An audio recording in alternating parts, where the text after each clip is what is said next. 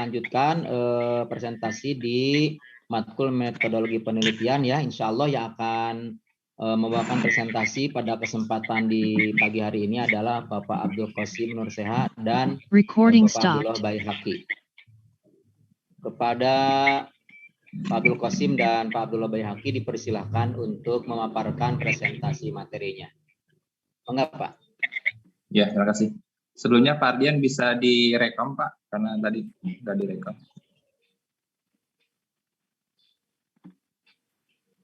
Belum, Pak. Tadi ke stop rekamnya.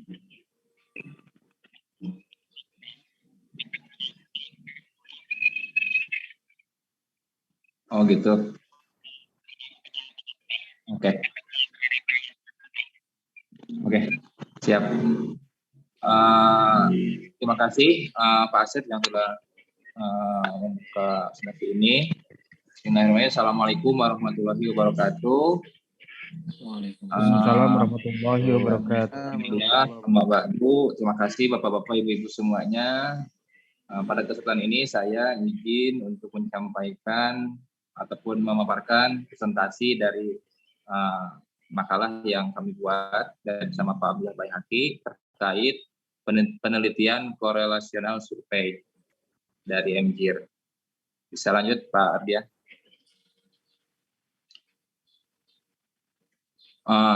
Nah, latar belakang terkait penelitian korelasional survei ini, itu penelitian merupakan kegiatan ilmiah yang didasarkan pada suatu masalah yang memerlukan solusi yang tepat dalam kehidupan. Selalu ada masalah, baik masalah pribadi, keluarga, masyarakat, dan negara. Solusi dalam bentuk kegiatan penelitian, perbedaannya adalah pada kegiatan penyelesaian masalah, secara umum metode penyelesaian masalah pada penelitian pendidikan ada dua, yaitu metode kualitatif dan metode kuantitatif. Nah, fenomena yang terjadi dalam dunia pendidikan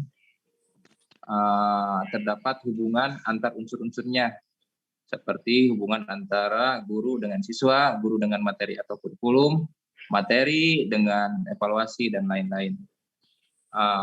Hubungan-hubungan tersebut dapat diketahui tingkat korelasinya secara ilmiah, secara statistik melalui metode penelitian korelasional. Lanjut, Pak. Nah, di sini kita akan membahas terkait penelitian korelasional dan survei, terus macam-macam penelitian korelasional dan survei ini seperti apa, sama kelebihan, kelemahan penelitian korelasional dan survei ini seperti apa. Lanjut, kita bahas terkait penelitian korelasional ini. Nah, penelitian korelasional ini adalah penelitian korelasi atau korelasional, itu suatu penelitian untuk mengetahui hubungan antara dua variabel atau lebih tanpa ada upaya untuk mempengaruhi variabel tersebut sehingga tidak terdapat manipulasi variabel. Nah, jadi pengertian penelitian korelasional ini adalah tadi Pak, ya Pak Ibu ya, terkait hubungan antara dua variabel atau lebih tanpa kita mempengaruhi dari variabel tersebut sehingga tidak adanya manipulasi variabel. Lanjut Pak. Kemudian, nah di sini juga ada karakteristik penilaian penelitian korelasional. Nah di sini karakteristiknya itu penelitian korelasi tepat digunakan jika variabelnya kompleks dan peneliti tidak mungkin melakukan manipulasi dan mengontrol variabel seperti dalam penelitian eksperimen. Nah, yang kedua itu memungkinkan variabel diukur secara intensif dalam setting lingkungan yang nyata. Kemudian yang ketiga, memungkinkan peneliti mendapatkan derajat asosiasi yang signifikan. Selanjutnya, nah ini ada tujuan penelitian korelasi ini. Ini yang dinyatakan oleh Abidin ada 3. Yang pertama itu untuk mencari bukti terdapat tidaknya hubungan atau korelasi antar variabel Nah, ini tujuan dari penelitian korelasi itu ya, untuk mencari bukti terdapat tidaknya hubungan antar variabel itu. Kemudian yang kedua itu, bila telah ada hubungan, maka penelitian ini bertujuan untuk melihat tingkat keeratan hubungan antar variabelnya. Dan yang ketiga ini itu untuk memperoleh kejelasan dan kepastian apakah hubungan tersebut berarti meyakinkan ataupun signifikan atau tidak berarti itu tidak meyakinkan. Jadi ini 3 tujuan ini menurut Bidin ya. Kemudian di sini juga ada ciri-cirinya. Ada ciri-ciri penelitian korelasional. Nah, pertama, itu variabel yang diteliti relatif rumit, tidak dapat dieksperimentasikan dan dimanipulasikan.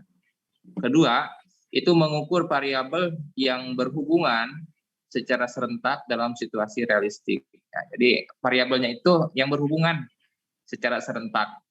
Nah, kemudian koefisien korelasi yang ingin dicari adalah positif atau negatif, signifikan atau tidak signifikan. Jadi koefisiennya ini mencari yang signifikan atau tidak signifikan ataupun positif atau negatif.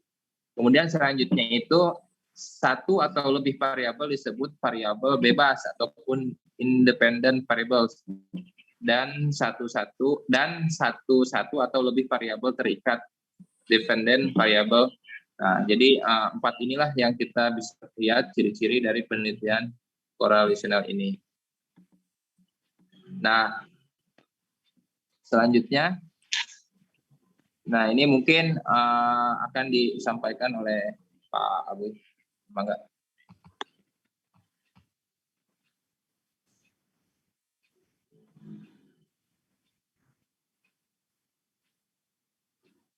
Pak Abdul masih di mute. Masih di mute Pak Abdul. Baik, terima kasih rekan-rekan dan Pak Abdul Qasim, terima kasih. Terima kasih juga Pak Kosmo, mohon maaf saya sedang ada kegiatan dulu.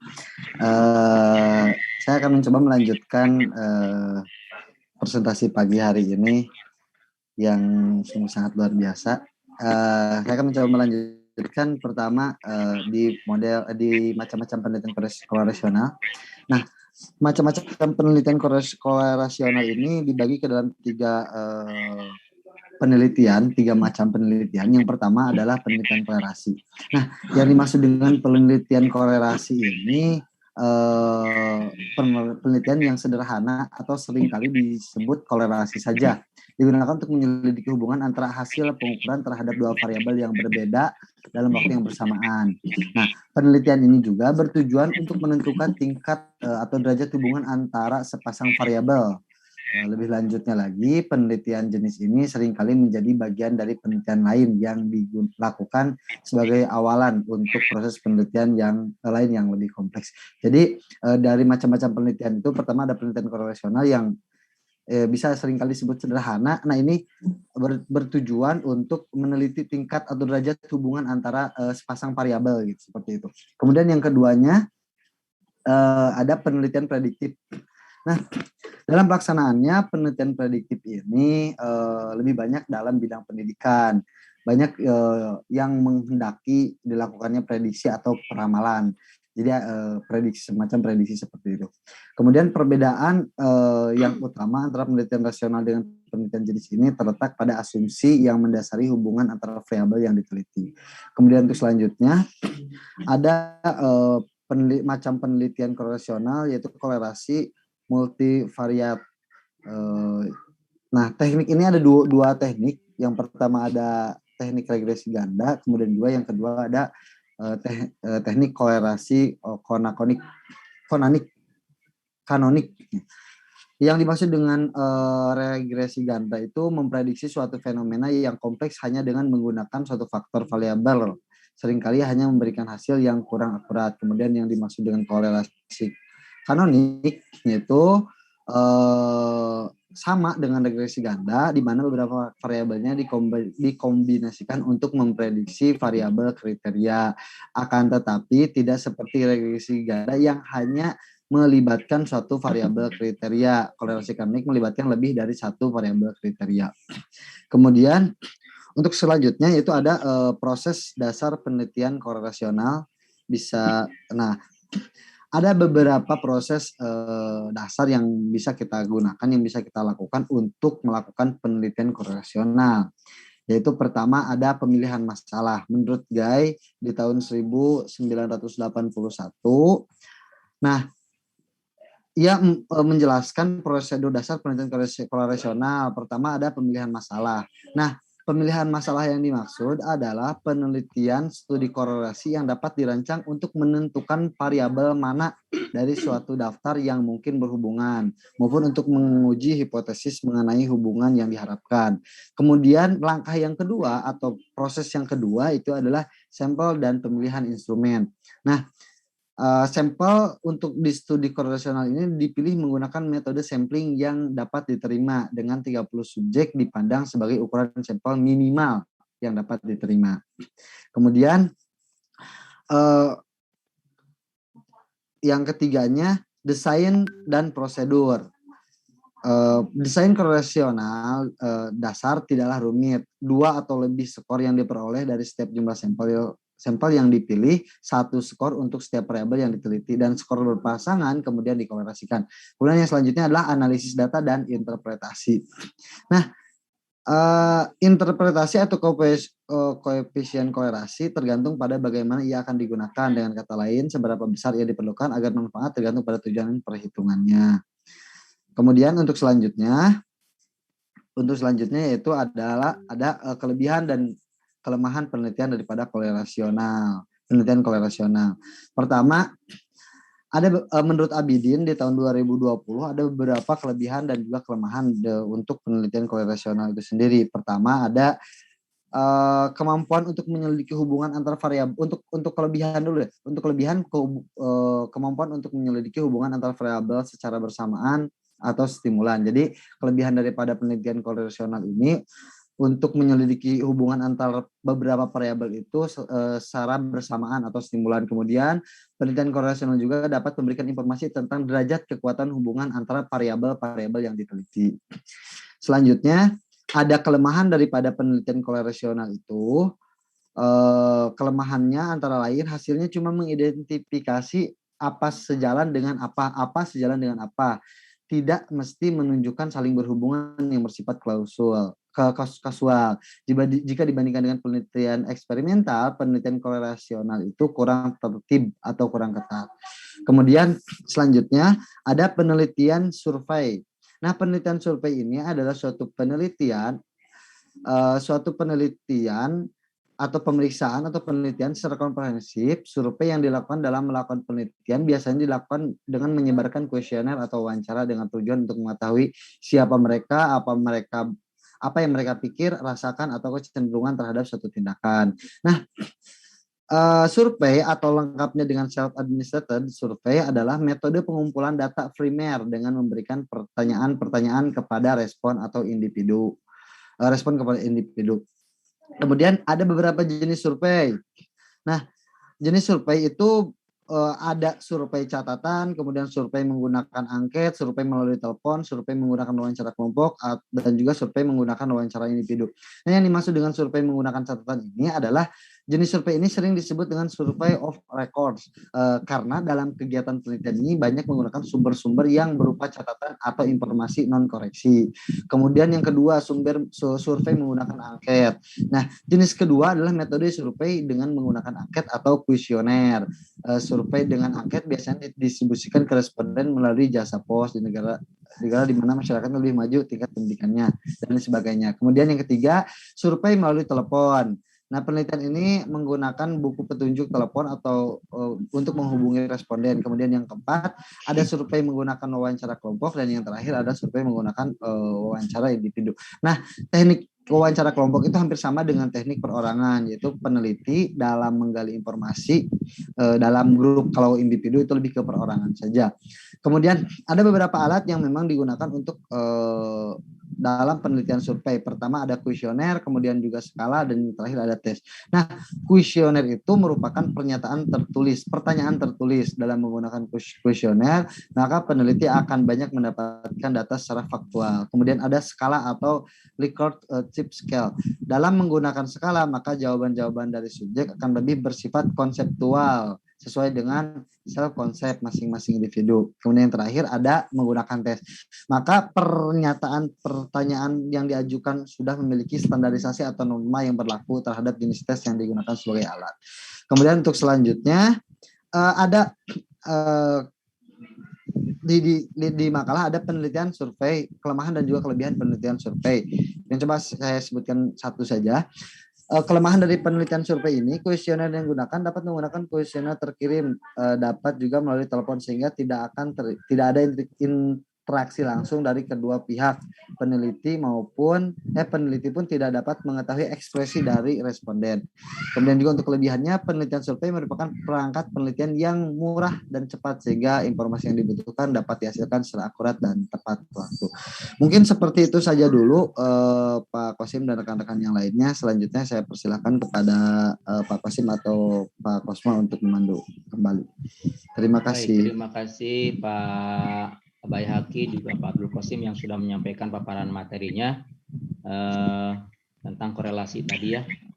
Bangga ada yang ingin bertanya ataupun memperjelas dari materi yang tadi, dipersilakan kepada rekan-rekan. Kita diskusi di sini. Silakan Pak Eka.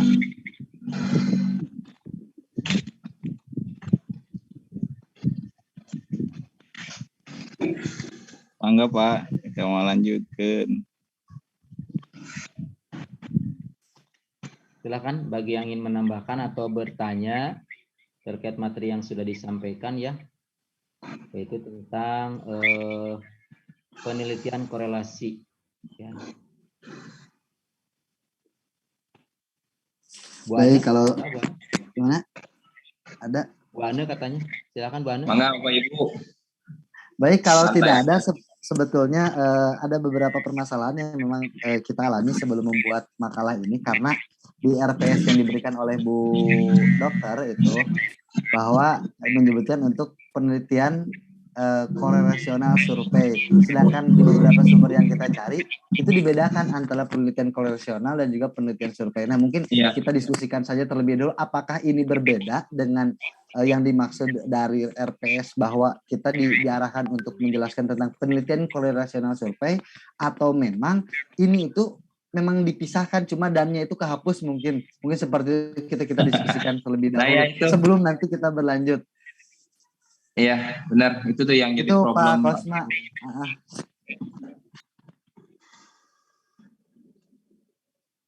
Baik, silakan. Ada yang mau berpendapat apa yang tadi disampaikan permasalahannya oleh Pak Bayhaqi?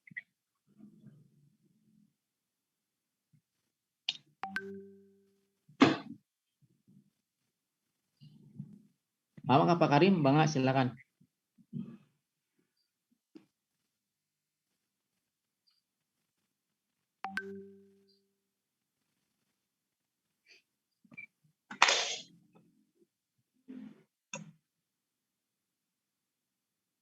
Atau mungkin dari Bu Enda yang selalu tersenyum. Baik. Waktu kita terbatas, Bapak Ibu. Ya. Mangga Bapak Ibu mau langsung bertanya juga ke Bapak kok. Mau langsung bertanya atau tambah. Biasanya ya. Pak Ade sama Pak Basuki biasanya. Ya, bertanya Pak Kosma, Pak Abdul, Pak Silakan Pak Budi sama ya. Pak Abdul Qasim ya. Ya. Bagaimana atau apa ya?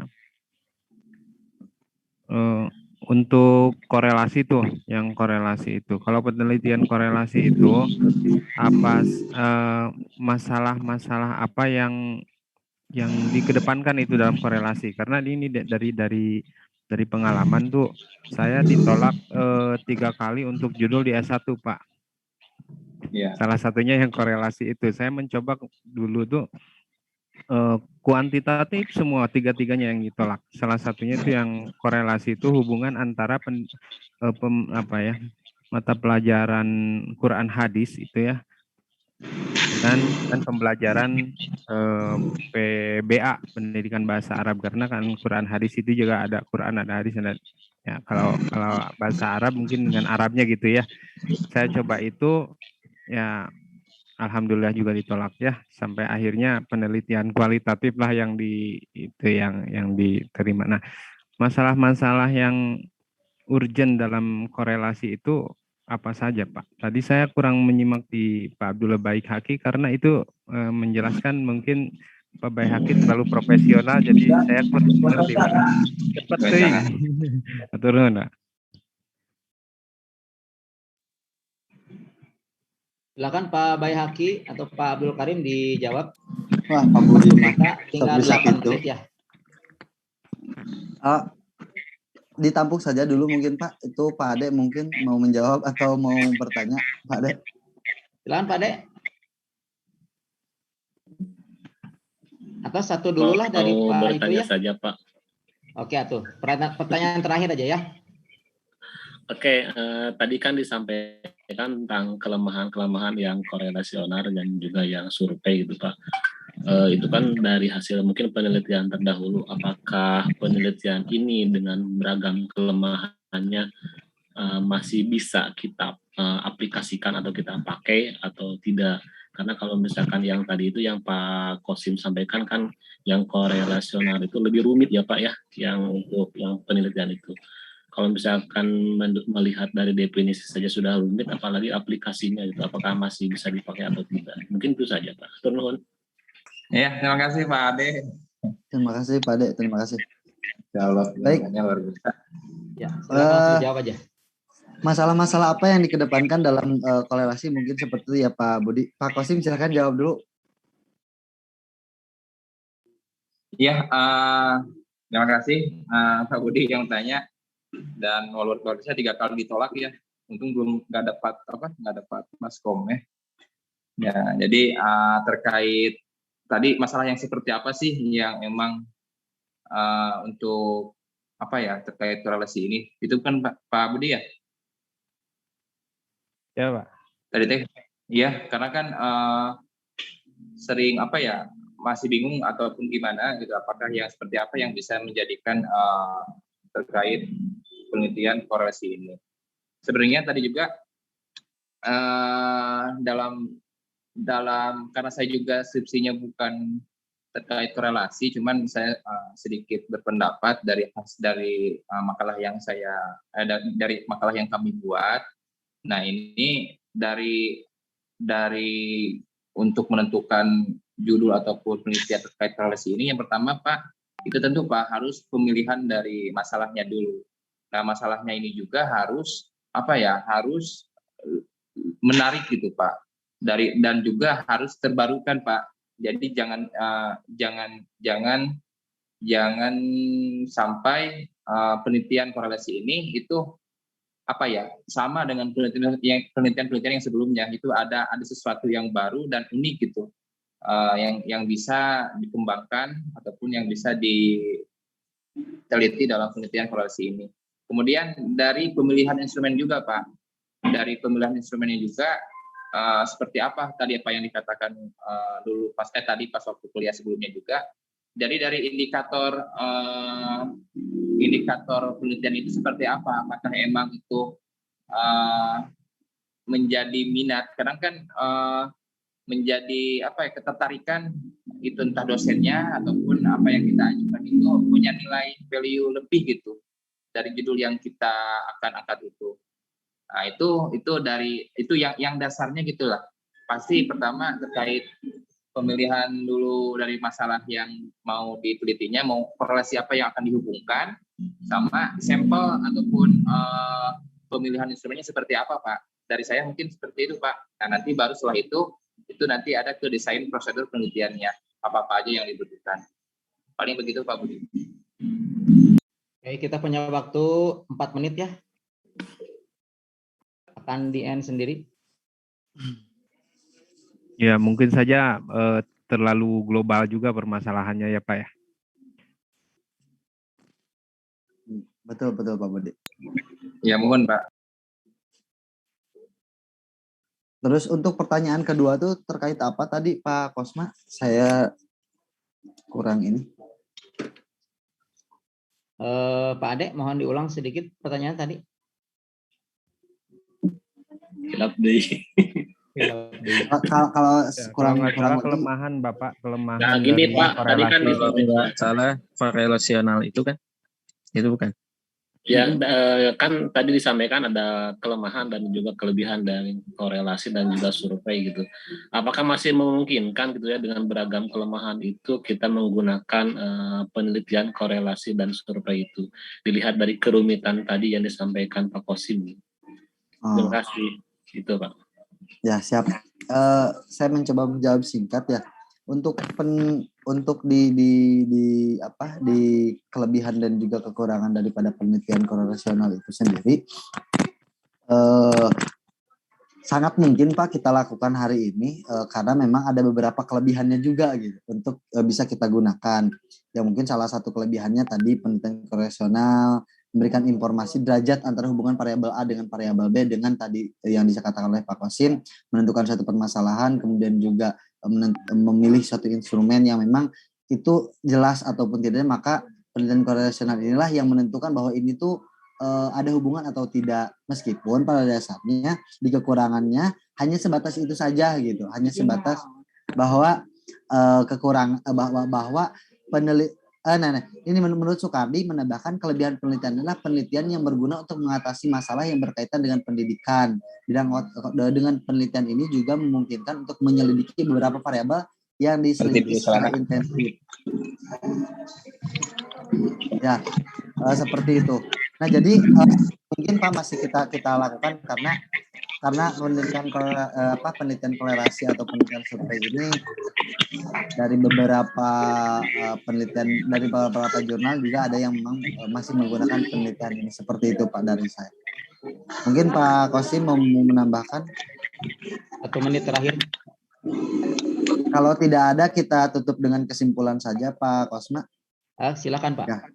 Baik teman-teman sekalian, izinkan saya untuk sedikit menyimpulkan terkait daripada diskusi kita pada pagi hari ini bahwa penelitian korelasi mencakup kegiatan pengumpulan data menentukan adakah hubungan variabel dalam subjek atau objek yang menjadi perhatian untuk teliti. Adanya korelasi antara variabel atau lebih tidak berarti adanya pengaruh atau hubungan sebab akibat dari suatu variabel terhadap variabel lainnya. Mungkin rekan-rekan itu saja yang dapat saya sampaikan. Mohon maaf atas segala kekurangannya. Terima kasih Pak Kosma. Wassalamualaikum warahmatullahi wabarakatuh. Waalaikumsalam warahmatullahi wabarakatuh. Terima kasih kepada pemateri Pak Abdullah Baihaqi dan Pak Abdul Qasim juga yang telah bertanya tadi dari rekan-rekan. Mudah-mudahan ini menjadi ilmu yang bermanfaat ya bagi kita dalam melaksanakan penelitian. Baik, kita tutup ya teman-teman sekalian untuk diskusi hari ini dengan membacakan hamdalah. Alhamdulillahirabbil alamin. Alhamdulillahirabbil alamin. Pak Ardi boleh di stop aja rekamnya.